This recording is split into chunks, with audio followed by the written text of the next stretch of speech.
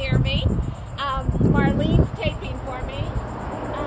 So this is going to be our new sign. I'm finalizing the vinyl Sweet Time Quilting logo that we'll have up there. And the building got painted. So I chose a gray with a dark gray trim.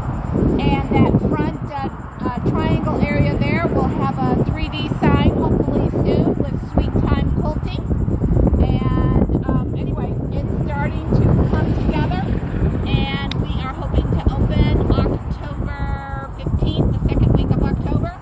And the address here is 11638 US Highway 1 in Sebastian, Florida, just south on US 1 of Route 512.